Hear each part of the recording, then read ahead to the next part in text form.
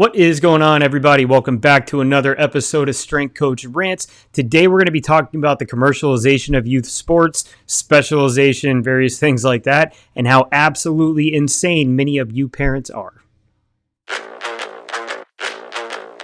all my head, now stuck in the void again. So today we're going to be talking about the commercialization of youth sports and the big boom that it's seen over even like the past 10 years. So a long time ago, sports used to be something that you played when you were young to have fun, exercise, and kind of find what you were good at, right? So kids would play all different kinds of sports. I remember growing up, I played soccer, I played t-ball, and then baseball. I played flag football. I did gymnastics. I did taekwondo. I played basketball. I did some track and field, and eventually settled into hockey as I got older, right? That used to be kind of the way things went. You'd play a bunch of sports, find out what you like, what you're good at, and then eventually when you get into really high school, you would start to settle down and specialize in a given sport. And that doesn't really always happen with everybody. You've got some kids end up being multi-sport athletes all the way through high school and then end up playing in college where they decide that they're going to kind of settle down and play one sport. And in my opinion, that's the best way to do it. But the commercialization of sport has led to very early specialization where there are a host of issues, and we're not going to dive super deep into all that today. I'm only mentioning it because it's a byproduct of this commercialization of sports. So before we get going, I get it. I have a daughter. I want her. She's 9 months. What's today? She'll be 9 months tomorrow.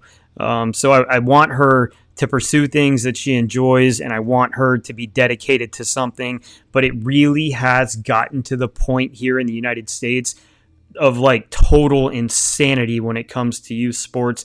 And we're going to kind of break all of that down today. There's going to be a lot of facts and figures. I'm going to be reading off some slides. I'm going to be showing you some slides. We're going to watch a video here in a second. But just it's absolutely, I feel like we've lost our collective minds in the sports world. So I'm going to start off. I'm actually going to play you a clip, or it's a trailer for a movie or documentary rather, from Chris Bell, who also did Prescription Thugs. He did A Leap of Faith. He's currently working on a carnivore diet documentary, but you may know him best from Bigger, Faster, Stronger, or Bigger, Stronger, Faster. I can't remember which order the words were in, but an amazing documentary on steroid use in America. But he did one called Trophy Kids that just got released onto HBO. It kind of flew under the radar. Not a lot of people saw it, but it kind of puts into perspective how insane we've gotten on some level. So we're just going to watch the trailer for that, and then we'll talk about a couple things. So I'm going to pull that up now. Every parent wants their kid to be a superstar. Get the kid to buy into your dream. With his talent and what he has, he can be as successful as he wants to be. To get recruited by a D1 school, the scholarship is the goal. The covenant that I'm making with God is that you be number one in the world in tennis. Well, I didn't have a dad growing up. Once I saw my son born, I'm never not gonna be there. Pull your head out of your ass, dude. Seriously. Can you be any stupider? How dumb! If you embarrass me, I gotta get in front of all these people. I'm gonna smack you in your mouth. I want to be rewarded somehow, some way. What if I didn't do everything I could to help them realize their dreams? I just see so much more in you, man. That's all.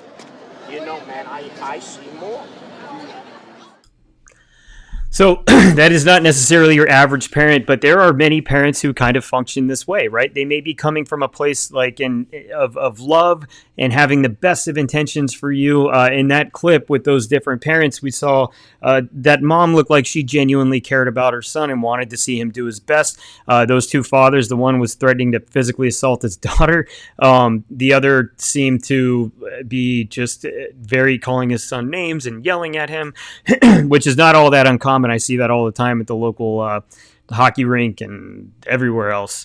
But it just shows the insanity, like these parents all want their kids to get a college scholarship. I have a feeling many of these parents are living vicariously through their children, but it's mostly an exercise in futility, and we're going to break a lot of that down today. Now, this is not to sit here and say your child should not have dreams. You should not have dreams. You should not do everything in your power to kind of give yourself the best chance to accomplish your dreams. We're just going to be real today and talk about the actual data that supports A, not specializing, and then B, why you should take sports a little bit less seriously. All right. So we're going to start off.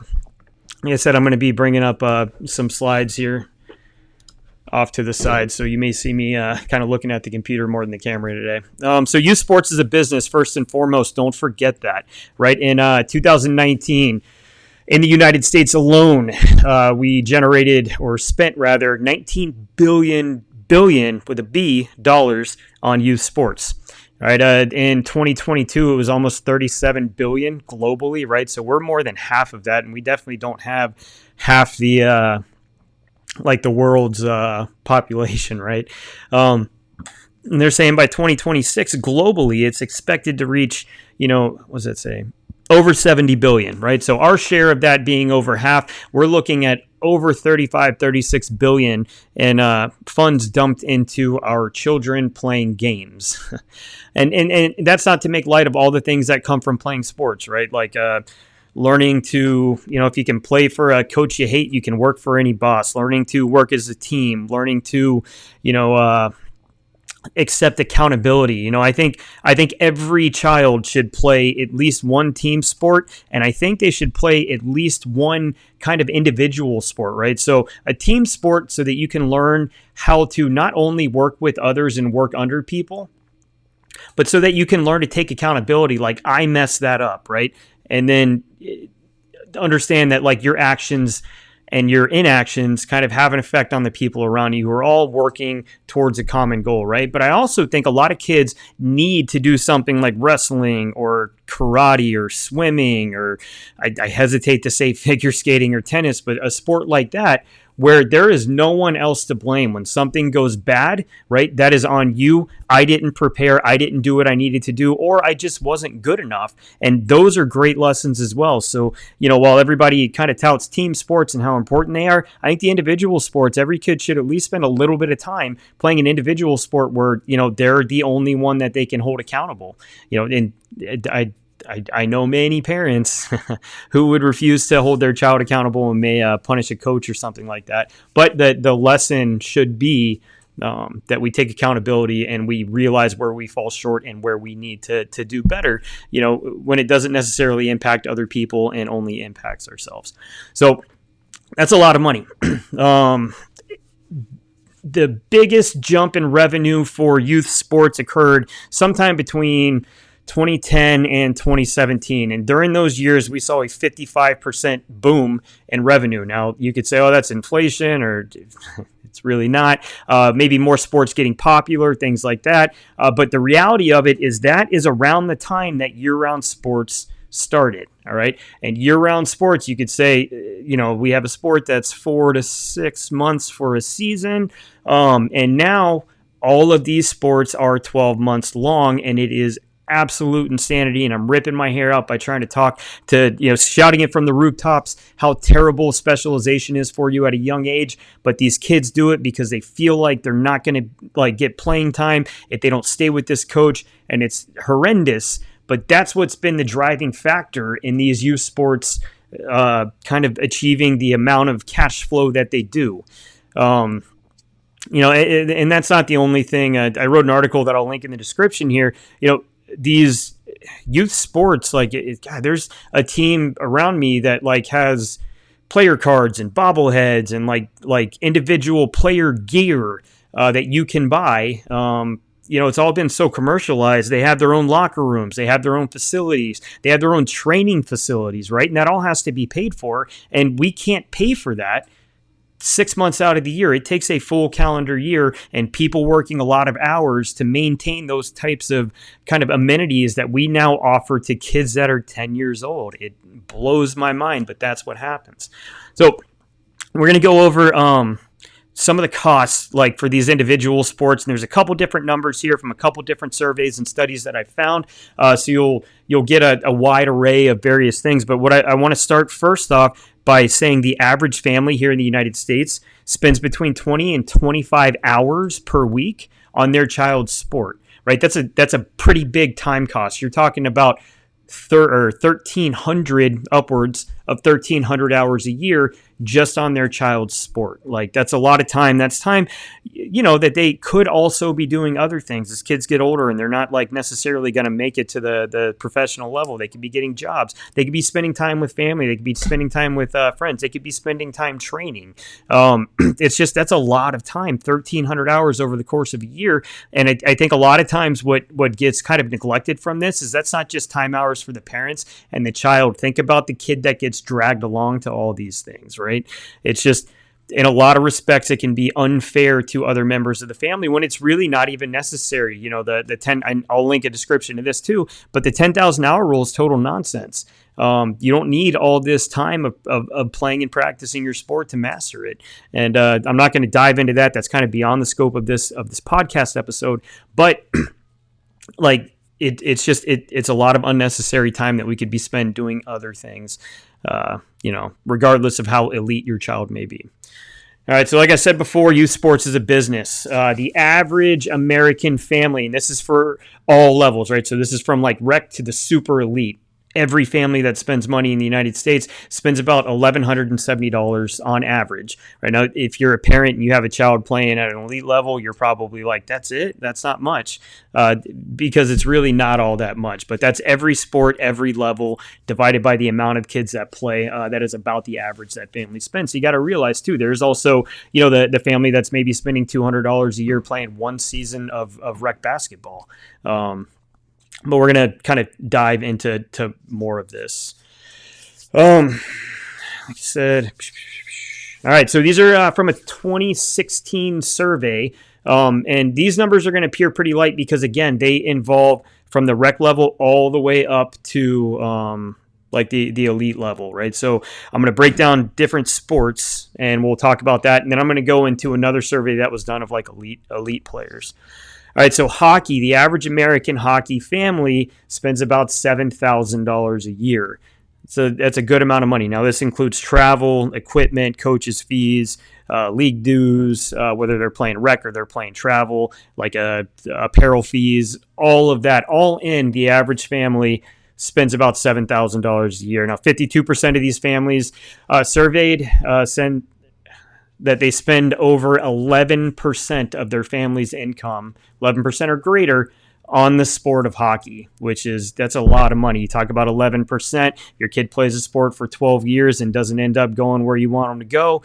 That's a lot of money. And granted, it's memories and all that, but 11% of your family's income on a sport is mind-boggling to me. 35% said they had to take out a personal loan to cover the cost of the season.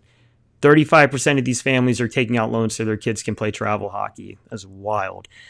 23% of them, right? So this is in addition to the 35%. So 23%, this brings a total of 58% of people who can't necessarily afford to play the sport, said they took a second job or worked overtime in an effort to cover the cost so their child could play hockey, right? That's crazy. I get, like, I love my daughter. I want her to do great at something, but at some point in time, like, you got to take a look at the overall picture here, right? And realize that a lot of these things that some of these coaches are promising you just aren't going to come to fruition, and they care more about your dollars than they do your child or you, the parent. All right, next sport up. I'm not going to have quite as much information on a lot of these. Lacrosse, on average, $8,000 a year. Again, remember, this is like from rec all the way to elite. About $8,000 a year on the sport, all inclusive.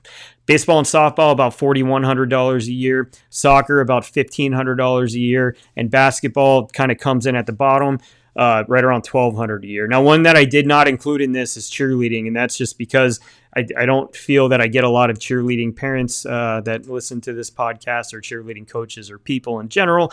So it's not included in here. I have friends whose daughters cheer, and they say that it is well in excess of what their hockey children pay to play. So, take that for what it's worth. All right, so now we're going to move up to the travel and club levels, right? So these are the kids who get out of rec, right? And they may also be playing high school sports, but they're playing on the travel or club side. In hockey, again, this is on average. The average travel family spends $16,000 a year per kid on their sport. That's a lot of money. Lacrosse, upwards of $20,000, which is wild to me because hockey I always thought was probably one of the most expensive sports. But apparently lacrosse, y'all are crazy too. Upwards of $20,000. And that could be due in part to the travel expense when it comes to lacrosse. I know hockey, a lot of like the higher level like AAA leagues are kind of concentrated in the Midwest a little bit. So maybe a lot of those families aren't spending quite as much money. I do know that some AAA fees are upwards of that $15,000, right? But then you've also got, the single A and double A families that are spending $3,500, per year. So I guess it all kind of balances out. I know families that spend well in excess of $30,000 a year on their child playing hockey. Wild. If basketball is going to be from 5 to 10,000, right? And that's basketball league dues really aren't that much at this point. If you're an AAU player, you're probably talking about travel being your biggest expense. And I say not that expensive. They're still expensive, but they're not like hockey, lacrosse expensive. Volleyball, I found to be pretty interesting. $24,000 a year for like the super elite volleyball players. Parents are spending upwards of that on average. And softball was upwards of about $15,000. Same thing. It's just it is a lot of money. Baseball. I didn't mention baseball yet. All right, so baseball, we're talking anywhere from like 20 to 25K for, again, the more elite players. And the kids that I work with that play baseball, it is wild. They are traveling all the time. It seems like their high school season is like kind of a break for them because the rest of the year they are all over the place playing baseball. We're fortunate to be in Florida where there are a lot of tournaments and like big important tournaments down here. So maybe they're not traveling quite as much as maybe a team from like Illinois is going to have to. But, that's a lot of money. You think you got a really good hockey player and a really good baseball player, you're going to be spending $40,000-$50,000 a year on your kid playing the sport. It is wild to me. Now, I will say this. It's not... I would say probably from front to back, from when your kid starts playing a sport to when they like graduate high school and either stop playing or go on to college, I would say most of the families I know probably spend on average about $5,000 a year. All right, so you can say $50,000 total for your youth athletic fees, and now that's averaging in like rec and everything all the way through high school where you're playing at a more elite level. It's about 50 grand is what I hear to be the average and what I've read to be about the average for most American families whose child play like club or travel sports. So a lot of money. See, overall, and I didn't include football because like football stats really aren't available. When you get outside of Pop Warner and you're basically playing middle school and high school, I imagine the expense is relatively inexpensive unless you're hiring like coaches on the side. To like skills coaches. But overall, 20% of youth athletes' families in America were surveyed to spend over $12,000 a year on their child's sport. That's a lot of money. That's a lot of people. That's crazy. All right, so here's to put things into perspective. What do most families, and I wanted to bring up this tweet. Here we are. 20% of U.S. families spend over $12,000 a year on youth sports per child. Right? 67% hope their investment will lead to scholarship. 34% think their child will end up in the Olympics or turn pro. That's a lot. 67% hoping that their investment will lead to a scholarship. There are going to be a lot of disappointed families when it comes to this. I'm going to pull up some numbers on that now. So right now in the United States, there are 7.9 million high school athletes. All right, that's all sports, all over, 7.9 million. 7% of those kids will end up on a college roster somewhere. So just 7% of those 7.9 million, right? So let's do some math here. I meant to do some math before I started this episode. Let's say 7.9 million, right, times 7%. You're looking at 553,000, actually 520,000 according to the NCAA, all right? So 520,000 are even on a college roster. And most of those kids are not on a full ride. Like, some are getting some money, many are getting no money. And if you had to guess how many college athletes, NCAA athletes, how many do you think are on a full ride? I'll give you about 5 seconds to answer this, and I'm going to give you the number. All right, from a percentage standpoint, 1% of NCAA athletes are on a full ride, a quote-unquote full ride. All right, do you know how many kids that is? You can math that. 520,000 times 1% is 5,200 kids.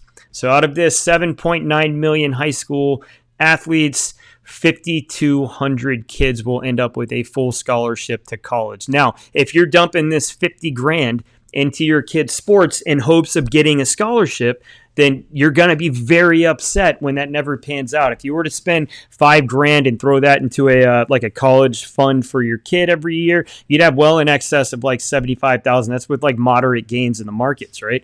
So you could easily have $75,000 to $100,000 put aside for your child's education, and at a in-state school, you'd more than pay that off. There'd be some money to spare. It would be money better spent. However, if you're spending this money in the hopes of like your kid learning some lessons and getting better at something and learning to deal with adversity, that's a whole nother thing. I do think that you can accomplish a lot of those things without like elite athletics where your kid is damaging themselves playing sports year round. But if that's the ultimate goal, then that's a lot better. You're going to have better outcomes than if your overall goal is to have them kind of gain a scholarship. So I hate to burst your bubble if you're a parent, but the odds of your child getting a full ride or even a partial ride to play at the NCAA level is like very slim. And I'm going to pull up a slide here that kind of shows that a little bit better. There it is. All right, so this comes from Business Insider. High school athletes that will play in college and college and pro sports. So I'm not positive what year this was from. I lifted this from someone's blog, kind of doing the same thing I'm doing. But in this year, there were 1.093 million football players in high school in the United States alone. Of those 1,093,000, 71,000 would go to college, right? And of those 71,000, most of them are not on a full ride. They just happen to be on a roster. And of those 71,000, 255 of them will end up playing any pro football. I'm sorry, they won't necessarily play pro football. They will be drafted into the NFL and have a chance to play pro football because most of the guys that get drafted don't actually make it, believe it or not. Then basketball, you got about a little over 500,000, and you've only got about 18,000 of those guys ending up playing in college, and then 47 getting drafted into the NBA. That is wild. I know like basketball in general only has like 5 guys on the court at a time. So that makes sense that the draft numbers would be so low, but that is crazy to me. One more I'm going to look at women's basketball. 430,000. You got 16,000 going to college and 32 getting drafted into the WNBA. And the last one I will look at is hockey. Again, 35,000. And I think these numbers, when I see hockey numbers, are typically pretty skewed because most kids don't actually play high school hockey. They just play club hockey. And I don't know that this is indicative of those numbers as well, because I can guarantee you 10% of hockey players don't end up playing in college. All right, but of those high school hockey players, 35,000, they're saying about 4,000 end up playing in college, which is there's got to be well in excess of 100,000 kids playing who are high school aged. Some playing junior, some playing AAA, very few playing high school. They said 60 of them being drafted in the NHL on average. So those just numbers to kind of drive home the fact that if you are using your child's sports to try to get them to college for free, stop now. Don't do it. Let your kids play some rec sports. and put that money in a college savings account, and they will have that so that they do not have to take out student loans to go to college. And so that's going to do it for today. I had planned initially on kind of talking about specialization as well, because these two really go hand in hand. However, I don't think it's in the cards for today. We're knocking on like half an hour. This is really dry stuff, so I probably bored most of you to tears at this point. We will save that for the next episode next week, where I'll break down specialization, how damaging it can be to your athlete. Remember, these are kids. These are not full-grown adults. There's a lot of pressure on these kids to perform, especially when you're shelling out tens of thousands of dollars for them to be able to play their sport. And I believe kids should understand what these sports cost, right? Because they need to know that it's a privilege to be able to do these things, right? And they have to earn it every single day. But with that comes kids understanding that there's a lot of pressure to perform, especially if you're one of the parents like the trophy kid parents that I played at the beginning of this episode. There's no room for mistakes. There's no room for like learning. There's no room for anything outside of 100% effort all the time, which is impossible, and winning all the time. So as a parent, if your goal, again, I'll say it one more time, if your goal is to get your child a scholarship to play college sports, stop. You're going to be let down. Your kids are going to be let down. If your goal as a parent is to give your kids experiences and teach them, how to function as part of a team and how to kind of go towards a common goal with a team, how to play for people you don't like, which is also another thing that doesn't happen all that much.